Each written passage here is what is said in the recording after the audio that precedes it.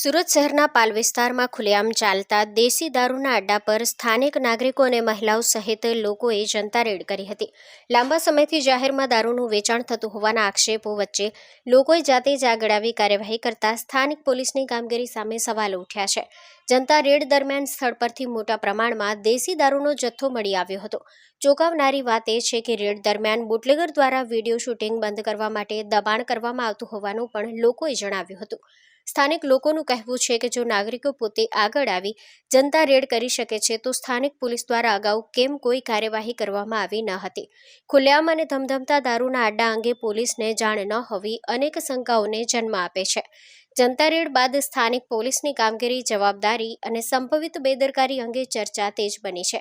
હવે સવાલ એ છે કે આ જનતા રેડ બાદ સ્થાનિક પોલીસ સામે કોઈ કાર્યવાહી થશે કે નહીં અને ગેરકાયદેસર દારૂના અડ્ડાઓ સામે તંત્ર કડક પગલાં લેશે કે નહીં। Story report by Bhavesh Trivedi, Surat. જો આ જો એક આ પોટલી આખા ગામનું જો આખા ગામનું આખું ગામનું પોટલી દારૂ આખું ગામનું ભાગતા નહીં બતાવવું પડે। આ જો આખા ગામનું આ ઇંગ્લિશ દારૂ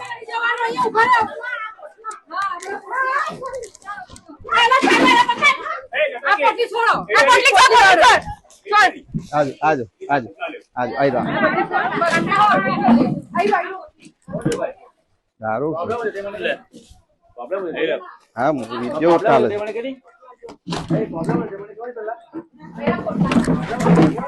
આ દારૂ રેટ પાડી હું દારૂ અડ્ડા બંધ કરો દારૂ અડ્ડા બંધ કરો ના દારૂ બંધ કરો દારૂ માં કોઈ બી પ્રોબ્લેમ હોય વાંધો કોઈ વાંધો આ જો દારૂ પોલીસ ને બોલાવો ન્યૂઝ માં આપો કાલે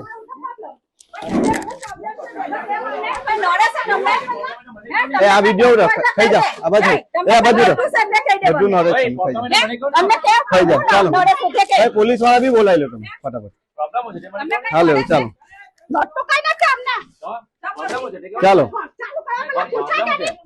કોઈ નહીં એ બી ચાલો આ જે દારૂ આ દારૂ જોઈ લો વિડીયો ઉતારે પેલા ભાઈ ના એ બધું અમારા ક્યાં માથાકૂટ કર્યા કઈ નહીં ચાલો પેલા પોલીસ ને બોલાવ્યો પોલીસ ને બોલાવો અમને પ્રોબ્લેમ છે ભાઈ પોલીસ ને બોલાવો તો અંદર નહીં હવે અંદર જા બોલો જાઓ ગા નહીં બોલતા પોલીસ ને બોલાવે પોલીસ